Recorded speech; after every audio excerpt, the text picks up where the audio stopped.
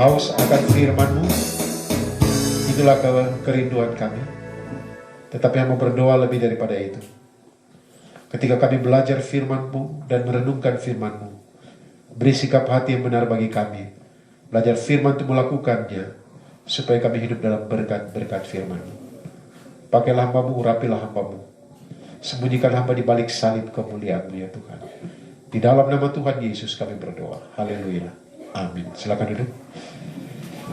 Baik Bapak, Ibu, Saudara-saudara yang saya kasih dalam Tuhan, kita buka 1 Petrus pasalnya yang ke-1. 1 Petrus pasal 1, kita akan baca ayatnya yang ke-18 dan ayat yang ke-19. 1 Petrus pasal 1 ayat 18 dan ayat yang ke-19. Kita baca sama-sama ayat-ayat firman Tuhan ini. Ayat 18 dan ayat 19 dalam hitungan yang ketiga. 1, 2, 3. Sebab kamu tahu bahwa kamu telah ditebus dari cara hidupmu yang sia-sia yang kamu warisi dari nenek moyangmu itu, bukan dengan barang yang fana, bukan pula dengan perak atau emas, melainkan dengan darah yang mahal, yaitu darah Kristus yang sama seperti darah anak domba yang tak bernoda dan tak bercacat. Demikian jauh pembacaan firman Tuhan. Bapak, Ibu, Saudara-saudara yang saya kasihi di dalam Tuhan Yesus Kristus, pasti semua sudah pernah ke pasar ya, atau jualan di pasar atau beli di pasar. Iya ya? Atau ada yang belum pernah ke pasar ini? Semua sudah ya, sudah ke pasar. Nah, di pasar kalau kita beli barang, atau tidak usah di pasar ya, di toko. Kalau mahal, kita bilang, aduh barang ini mahal sampai. Tapi kalau di toko tidak bisa tawar ya. Kalau di pasar bisa tawar. Kadang-kadang kalau ibu-ibu belanja kan, tawar di sini, tawar di sini, tawar di sini, putar, balik lagi di yang pertama. Itu mantap sambil olahraga. Tapi saudara-saudara yang saya kasih dalam Tuhan, setiap benda, setiap barang, setiap sesuatu yang kita bawa di pasar, semuanya ada harga. Betul? Ada harganya. Ya. Kadang-kala saya bilang ke Ibu Heni, beli ikan, misalnya di pasar dulu seringkali beli ikan, pasar ikan. Baru saya bilang, jangan tawar-tawar, kasihan nelayan itu udah mancing. Saya pernah mancing dari malam sampai pagi, dapat satu ikan kecil, 2 jari begini Kak. Dia bilang tidak usah tawar-tawar, apa yang kasih harga itu sudah. Karena ya mancingnya setengah mati. Nah, saudara-saudara, coba kita lihat diri kita. Kira-kira kalau kita yang dijual berapa harga? Sekarang tidak ada orang yang jual manusia ya, tapi tempo dulu ada. Zaman-zaman Alkitab ini ditulis, surat Petrus ini ditulis, itu ada harga setiap orang. Kalau misalnya tawaran perang atau mereka ambil di mana, manusia itu dijual seperti hewan, seperti binatang, budak, jadi seorang budak, dan diberi harga. Dan yang populer pada waktu itu, kalau yang orang yang kelihatan baik gitu, itu 30 keping perak. Dan Yesus kan dijual 30 keping perak dulu ya. Tetapi dijual seperti binatang kalau pada zaman dulu. Dan selalu ada harga. Nah, kalau kita dikasih harga berapa kira-kira kita? Saya membaca di sebuah renungan harian, tanggal 30 November 2016, dikisahkan ada seorang yang sangat terkenal pada tempo dulu, itu namanya Julius Caesar. Dia seorang bangsawan Romawi. Kemudian dia ditangkap oleh bajak laut dan disandra selama 38 hari. Dia disandra, ditahan 38 hari. Kemudian mereka mau minta tebusan. Mereka minta tebusan sebanyak 20 talenta. 20 talenta. Kalau dirupiahkan sekarang, harganya itu kalau 20 talenta sama dengan 8 miliar. Jadi ini bajak laut bilang, kami sudah minta tebusan untuk kamu sebanyak 20 talenta, 8 miliar. Ini Julius Caesar, dia tertawa, dia bilang, wah kamu salah. Nilai saya bukan 8 miliar, bukan 20 talenta, tapi 50 talenta, 20 miliar. Nah itu Julius Caesar bilang. Dia menilai dirinya dengan 20 miliar atau 50 talenta. Saudara-saudara, mari kita lihat di Yesaya pasal 43 ayat 4. Yesaya pasal 43 ayat yang ke-4. Bilang apa itu? Dia bilang begini. Yesaya 43 ayat 4. Oleh karena engkau berharga di mataku dan mulia, dan aku ini mengasihi engkau, maka aku memberikan manusia sebagai gantimu, dan bangsa-bangsa sebagai ganti nyawamu. Tuhan bilang kita apa? Berharga. Bilang di kiri kanan, kamu berharga. Sangat berharga. Saudara-saudara yang saya kasih Tuhan, kita berharga. Ya, jadi kalau jual di pasar berharga berapa ya? Nah, saudara-saudara yang saya kasih dalam Tuhan Yesus Kristus, seberapa harga kita, nilai diri kita berapa? Harga diri atau nilai diri kita tidak diukur berdasarkan mata uang, tetapi apa yang dilakukan Bapa. Firman Tuhan mengatakan, engkau berharga di mataku. Dan kita berharga di mata Tuhan, maka kita yang jatuh di dalam dosa ditebus dengan darah yang mahal, darah Yesus Kristus. Bayangkan itu.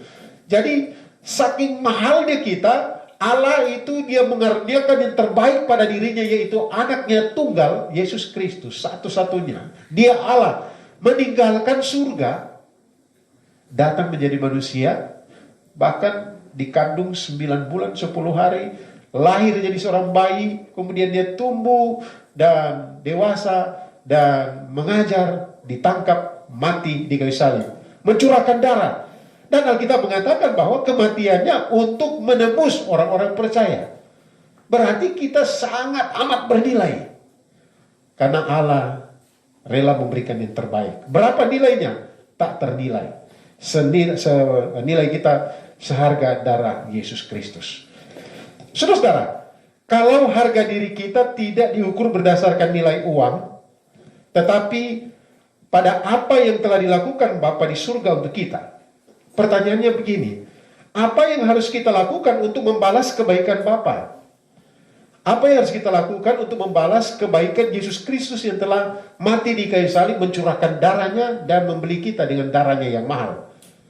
Dalam pembacaan kita 1 Petrus pasal 1 ayat 18-19 mengajarkan ada 3 hal penting yang harus dilakukan oleh orang-orang yang telah ditebus oleh darah Yesus. Jadi kalau kita sudah dipercaya, ditebus oleh darah Yesus, ada 3 hal penting yang harus kita lakukan. Yang pertama kita lihat ayat 18 bagian A, dikatakan begini. Sebab kamu tahu. Saudara-saudara, cara kita atau hal penting yang harus kita lakukan sebagai orang tebusan yang ditebus oleh darah Yesus, yang pertama, kita harus memiliki pengetahuan yang benar. Kita harus memiliki pengetahuan yang benar. Sebab kamu tahu. Nah, kata tahu ini dari bahasa Yunani yang artinya sebenarnya karena kamu sungguh-sungguh sangat mengetahui bahwa apa? Bahwa kamu telah ditebus dari cara hidupmu yang lama. Bukan dengan darah, bukan dengan emas, perak atau apapun, tetapi dengan darah Yesus Kristus. Kamu tahu, artinya kamu sungguh-sungguh, benar-benar sungguh-sungguh sudah tahu. Nah, penekanan di sini ialah pengetahuan itu harus benar disadari. Pengetahuan itu harus benar-benar disadari dan menyadarkan bahwa kalau tidak ditebus maka kita masih hidup dalam kesia-siaan. Ya toh, ayat yang ke-18. Cara hidupmu yang sia-sia.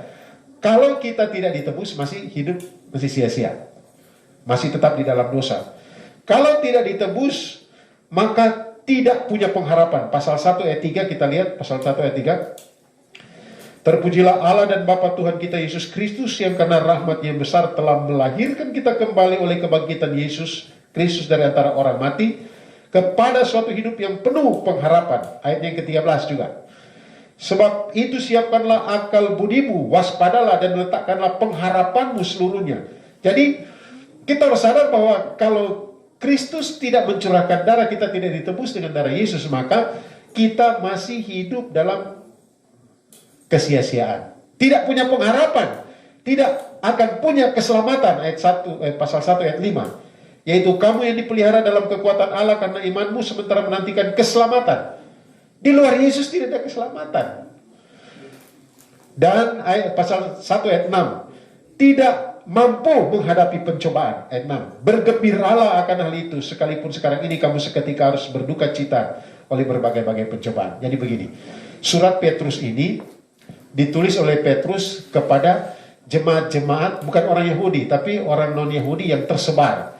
Tersebar ini dikatakan di ayat 1, pasal 1 ayat 1, tersebar di Pontus, Galatia, Kapadokia, Asia Kecil, dan Bitinia. Sekarang ini kawasannya Syria. Jadi sudah bukan lagi daerah orang yang percaya Yesus Kristus. Tapi di sana ada orang-orang Kristen. Nah, pada waktu itu daerahnya. Dan mereka bukan orang Yahudi, dan Petrus memberikan mereka kekuatan dan pengharapan karena ada tekanan-tekanan, ada penganiayaan yang mereka alami. Apalagi mereka waktu mereka percaya Yesus, mereka kan punya cara hidup lama. Cara hidup lama itu, hidup di dalam dosa. Ketika mereka hidup baru sesuai dengan kehendak Tuhan, jadi tekanan. Orang mungkin bilang, wah, kok itu sudah lain sekarang? Kenapa kok begini? Wah, itu jadi tekanan. Saudara-saudara yang saya kasih di dalam Tuhan Yesus Kristus. Kita harus menyadari betul bahwa tanpa Yesus maka kita masih dalam kesia-siaan. Tanpa Yesus kita tidak punya harapan, tidak punya keselamatan. Sehingga, wah, kalau kematian itu merupakan sesuatu yang menakutkan.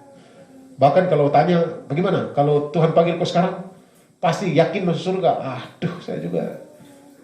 Nah, tanpa Yesus, kalau tidak ditebus oleh darah Yesus, maka kita masih seperti itu kondisinya. Nah, saudara-saudara yang saya kasih dalam Tuhan. Contoh orang yang tahu, tapi tidak benar-benar sadar dan bertobat. Dalam kisah Yesus itu kira-kira siapa itu? Dia sadar, dia tahu, dia sudah salah, tapi tidak bertobat. Namanya Yudas. Yudas sadar ke tidak? Sadar ya. Waktu dia lihat Yesus sudah ditangkap, dia, aduh, kenapa Yesus jual saya guru? Menyesal, tapi ambil tali, gantung diri, bunuh diri. Dia sadar tapi tidak bertobat. Tapi yang sadar dan bertobat itu siapa? Petrus ya, Petrus. Dia menyangkal Yesus 3 kali dan dia bertobat. Saudara-saudara yang saya kasih dalam Tuhan, kebanyakan kita sudah tahu firman Tuhan tentang karya Allah dalam Kristus. Tetapi Alkitab ingin menegaskan begini, kita harus memiliki pengetahuan yang benar. Artinya selalu sadar, saya ini orang tebusan, saya ini manusia baru, saya ini sudah meninggalkan kehidupan yang sia-sia masa lalu. Wah, kehidupan yang sia-sia itu banyak sekali, saudara. Ada orang sekarang kalau bersaksi bangga, seolah-olah bangga dengan masa lalu. Oh, saya dulu, saya suami besar, ini. Padahal harusnya kalau kita cerita masa lalu saya seperti ini, tapi puji Tuhan oleh karena anugerah Yesus saya dibebaskan. Sekarang manusia baru.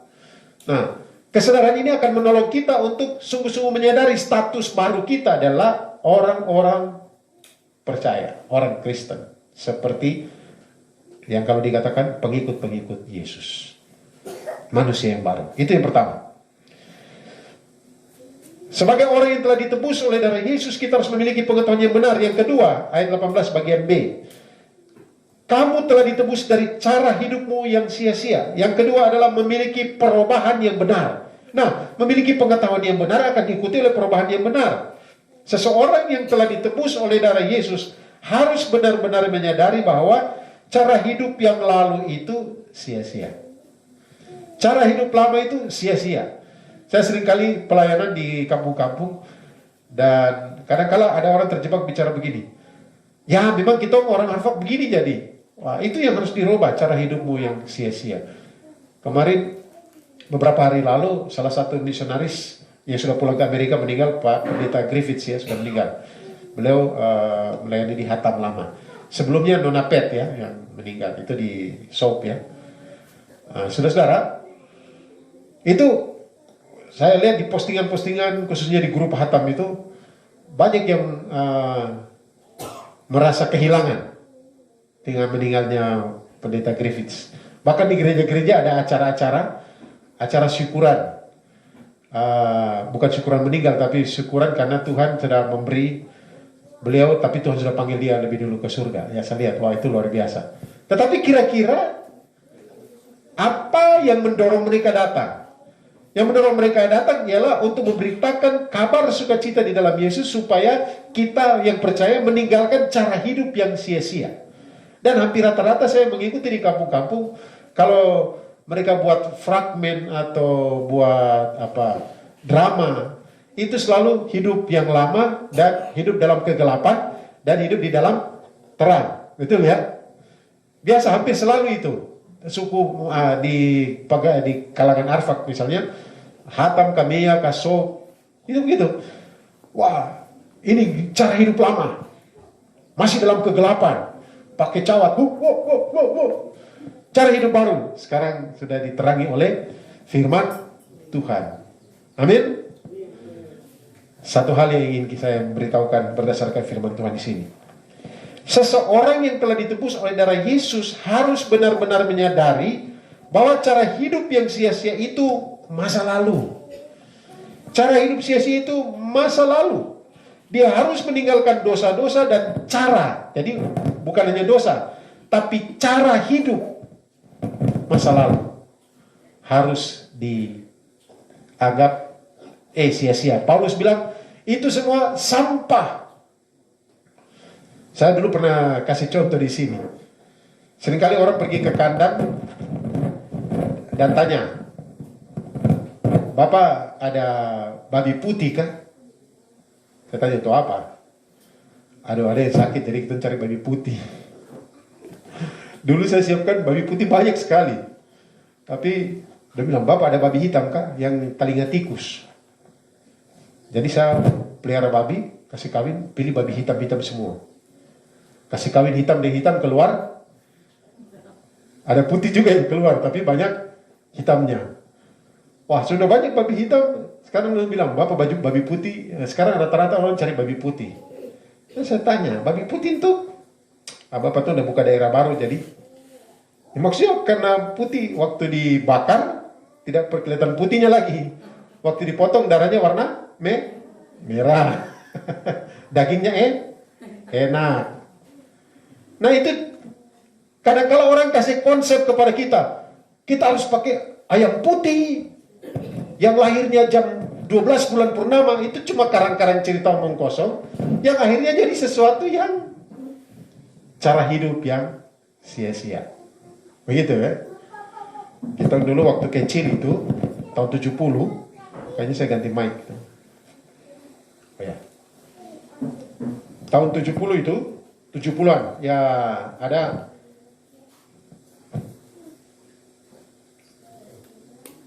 ya cek.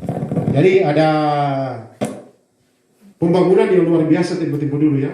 Pembangunan yang luar biasa, bangun jembatan, bangun ini itu. Kemudian ada istilah di tempat saya namanya cule. Cule itu culik. Katanya ada orang culik anak-anak bawa karung. Kemudian anak-anak diculik, ambil kepalanya, taruh di jembatan supaya jembatan kuat. Dari mana? Tapi dulu kita takut kalau orang bawa karung kita lari setengah mati. Padahal orang itu jalan-jalan untuk beli botol dan beli karung. Jadi biasa dia jalan botol karung.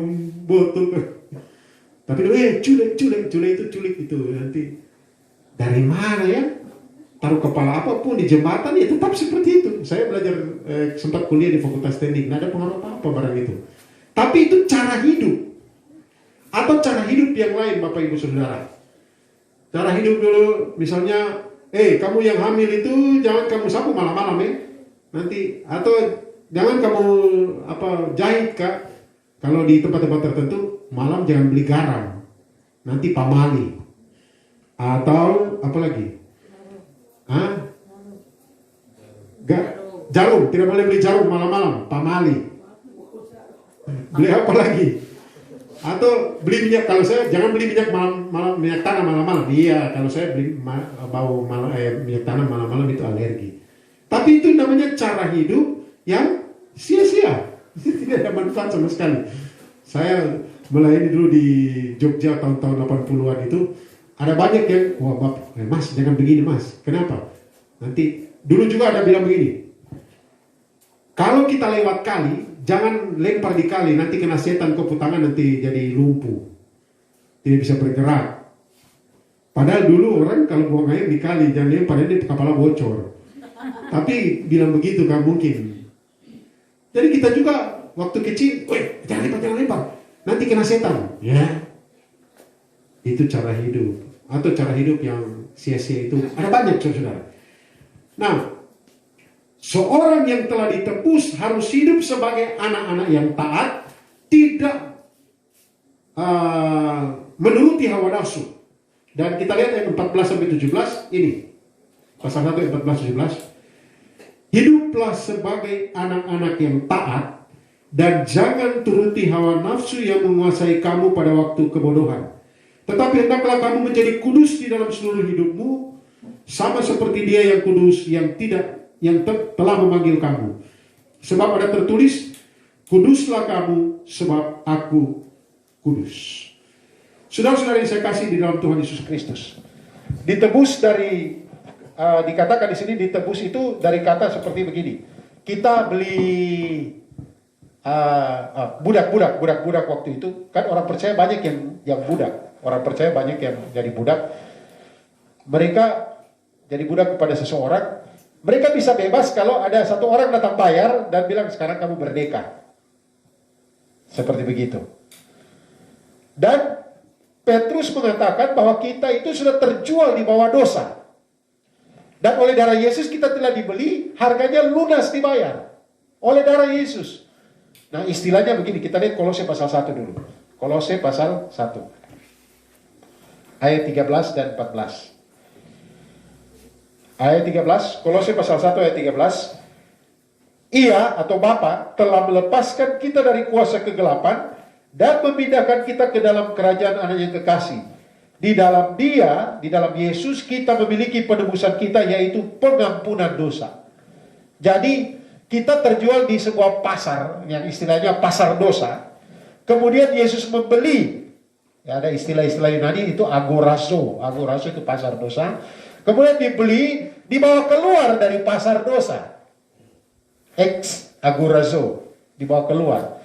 Kalau kita pergi ke pasar, kita beli kasbi ke keladi. Mama, keladi berapa? Oh, 30.000, 20.000. 2 ya, 1, 2, baru ini 10.000 sudah ya, dan 50.000. Setelah kita bayar, maka kasbi keladi kita bikin apa? Nah, mamanya sudah bungkus. Kita langsung bilang begini, oke, saya sudah bayar ya, terima kasih, jalan, dan tidak bawa kasbi. Tidak, toh? Kita beli, kita bawa pulang, keluar dari pasar, bawa ke rumah. Dan dikatakan bahwa setiap orang yang percaya ditebus oleh darah Yesus seperti sudah dibeli, dibawa keluar dari pasar dosa ke dalam kerajaan anak yang kekasih. Dikatakan di sini ayat 13, melepaskan kita dari kuasa kegelapan dan memindahkan kita ke dalam kerajaan anak yang kekasih. Jadi kalau kita sudah hidup dalam lingkungan kerajaan anak yang kekasih, dalam anugerah Allah, maka dikatakan bahwa kita hidup kudus. Ditebus menegaskan bahwa orang percaya telah dibebaskan secara sempurna.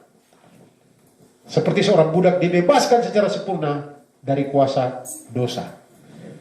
Mungkin sudah bilang begini, tapi saya masih hidup dalam dosa, kadang-kadang saya masih jatuh dalam dosa, bagaimana ini? Nah, di hadapan Allah, istilah dosa itu di hadapan Allah ketika kita sudah percaya Yesus Kristus, di hadapan Allah kita kudus tak bercacat. Misalnya ini ya, kita penuh catatan dosa, Dolfirata penuh dengan dosa. Setelah saya dengan penuh kerendahan hati menerima Yesus sebagai Tuhan dan Juru Selamat pribadi, kita ditutupi oleh darah Yesus. Sempurna. Ditutup oleh darah Yesus. Mana Dolfiratanya? Sudah ditutup oleh darah Yesus. Terus kalau saya dalam kehidupan yang sudah percaya jatuh dalam dosa lagi, kita mengaku dosa kita. Tapi jangan jadi orang bodoh, mengaku dan bikin lagi, mengaku bikin lagi, itu kemungkinan dia belum bertobat. Dan memang ada janji 1 Yohanes pasal 1 ayat 9, semua orang yang mengaku dengan tulus akan diampuni. Tapi diampuni, jadi saya bikin dosa lagi, mengaku lagi, bikin dosa lagi, mengaku. Itu bukan orang yang bertobat punya perilaku, itu orang yang coba-coba. Kemungkinan besar tidak bertobat. Jadi saudara-saudara yang saya kasih dalam Tuhan Yesus Kristus, kuduslah kamu sebab aku kudus, kata firman Tuhan. Kudus itu artinya kita harus hidup terpisah, beda dengan dunia. Cara dunia begini, cara kita orang percaya seperti ini. Yang ketiga, sebagai orang yang telah ditebus, kita harus memberikan penghargaan yang benar. Ayat 18C sampai ayat 19. 18C, hidup yang sia-sia mewarisi dari nenek moyang, bukan dengan barang fana, bukan pula dengan perak atau emas, melainkan dengan darah yang mahal. Memberikan penghargaan yang benar. Kenapa? Dikatakan kita ditebus bukan dengan barang fana, melainkan dengan darah. Nah, bagaimana perasaan kita apabila kita menyadari bahwa kita ditebus bukan dengan barang fana, tetapi dengan darah Yesus? Contoh yang gampang begini.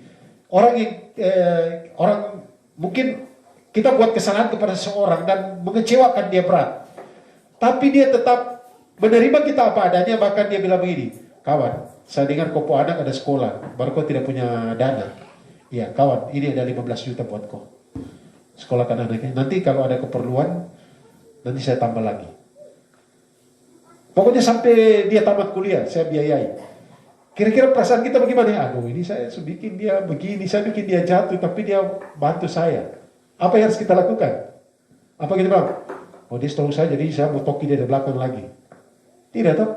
Kita akan menghargai dia, memberikan penghargaan yang benar yang kepadanya oleh karena dia telah bantu kita. Ini kita terjual di bawah dosa, dibeli dengan darah.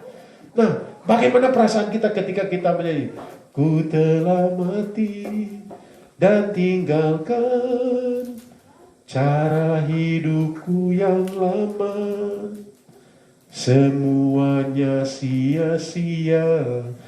Mengapa? Oleh karena kita telah dibeli dengan darah yang mahal. Ayat ini menegaskan dua hal, Bapak Ibu Saudara. Mari kita lihat. Kita dibeli bukan dengan barang yang fana, melainkan dengan darah Yesus. Ayat ini menegaskan dua hal penting. Yang pertama, Tuhan Yesus sungguh-sungguh mengasihi kita. Tuhan Yesus sangat mengasihi kita sehingga dia rela mati di kayu salib ganti kita, mencurahkan darahnya bagi kita. Yang kedua, kita sangat penting, kita sangat berharga, kita bagaikan mutiara yang sangat berharga ada di kubangan lumpur dosa, dan dia tolong kita. Itu, saudara-saudara. Nah, kalau kita sudah tolong dengan cara begitu, beri penghargaan yang benar kepada Allah, kepada Yesus Kristus, kepada sesama kita yang juga adalah umat-umat tebusan, yang juga berharga di mata Tuhan. Bapak, Ibu, Saudara, adik-adik yang saya kasih dalam Tuhan Yesus Kristus, kalau kita ditanya begini, Anda berharga karena apa? Saudara berharga karena apa? Apakah karena pekerjaan? Saudara berharga mungkin karena jabatan, berharga karena status sosial, berharga karena kekayaan, berharga karena prestasi, berharga karena ada teman-teman yang banyak, berharga karena punya suami, punya istri, punya anak-anak, punya cucu. Ya. Nah, seandainya kalau semua itu diambil dari kita, masih berharga kita atau tidak? Masih. Kadang-kala ketika mulai hilang sesuatu dalam diri kita, misalnya jabatan, aduh saya sudah bisa lagi ya, saya sudah berharga. Saya kemarin membalas sebuah atau memberikan komentar, ada seseorang yang luar biasa, mungkin YouTube saya nanti mungkin dia nonton. Dia telah menjadi ketua sinode di sebuah gereja besar. Kemudian dalam pemilihan baru-baru ini, orang lain dipilih. Beliau tidak tahu, saya tidak ikut prosesnya, tapi orang lain yang sekarang jadi ketua. Dan dia memberikan postingan yang luar biasa, selamat berkarya. Dan saya bilang, salut. Karena banyak orang kan, seperti kehilangan jabatan, seperti tidak ada harga lagi, aduh. Dan banyak komentar dan bilang, inilah yang disebut dengan hamba atau doulos, melayani. Bukan karena jabatan, tapi karena memang panggilannya untuk melayani. Luar biasa ya. Ada orang, aduh, saya sudah tidak bisa, saya sudah ini, jadi kamu sudah. Saya tidak lagi, kamu sudah. Saya bersyukur. Secara khusus di tempat saya mengabdi sekarang di sekolah, berkali-kali saya sudah turun dari jabatan saya dan tetap masih melayani sampai sekarang. Dan berkali-kali saya memiliki jabatan ini, kemudian saya mengundurkan diri atau turun dari jabatan, promosikan orang lagi, dan bersyukur untuk hal itu. Tapi saya mau tanya pada diri saya sendiri, Tuhan sampai kapan Tuhan memampukan saya untuk menjadi pribadi yang melayani? Karena apa? Saya masih berharga. Dan terus berharga. Kehilangan apapun, kita masih terus berharga. Dan harga kita tidak ditentukan dengan berapa mahal baju yang kita pakai. Kita memiliki jabatan apa? Kita studi sampai setinggi apapun. Harga kita tetap seharga darah Yesus yang telah dicurahkan bagi kita. Bagaimanapun keadaan kita. Jadi kalau ada di antara Bapak Ibu Saudara-saudara adik-adik di sini yang merasa diri, aduh, saya ini cuma seperti ini, saya ini begini, ingat, kau sangat berharga. Kamu sangat berharga. Karena Yesus mati, mencurahkan darah, dan Anda dibeli dengan darah yang sangat mahal. Mari kita akan menyanyi bukan dengan barang fana. Mari singers, WL, kita akan nyanyi lagu ini. Mari kita berdiri dalam sikap berdoa kita nyanyi. Bukan dengan barang fana. Bapak Ibu Saudara yang saya kasih dalam Tuhan, kita telah ditebus dengan darah yang mahal. Darah Yesus. Apa yang harus kita lakukan? Mari kita miliki pengetahuan yang benar. Pengetahuan yang benar bahwa kita sudah diampuni, kita sudah ditebus dari cara hidup yang lama. Mari kita miliki perubahan yang benar, perubahan perilaku. Karena kita telah ditebus oleh darah yang mahal, darah Yesus. Ditebus berarti dia telah bebaskan kita secara sempurna. Karena itu berikan penghargaan yang benar kepada dia yang telah berkorban bagi kita. Allah yang telah mengaruniakan anak yang tunggal dan Yesus telah mati di kayu salib bagi kita. Dan beri penghargaan juga kepada teman-temanmu, saudara-saudaramu yang adalah sesama orang-orang yang berharga di mata Tuhan. Bukan dengan barang fana.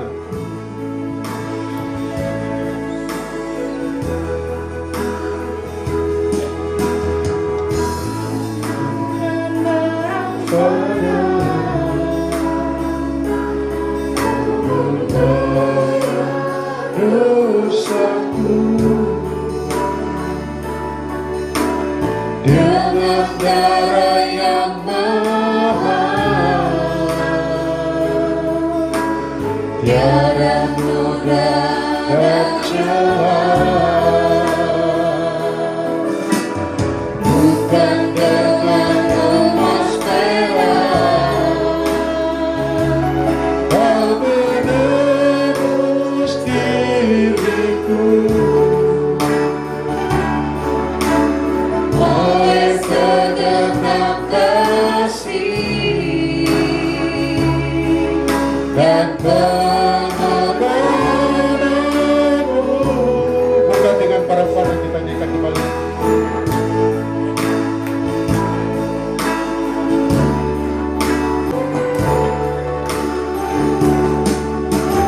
Bukan dengan barang fana, kamu bayar dosaku. Dengan darah yang mahal, Tiada noda dan celah. tiada noda dan celah. Bukan dengan emas. Bukan dengan emas perak, Kau menebus diriku. Oleh segenap kasih dan pengorbananmu, ku telah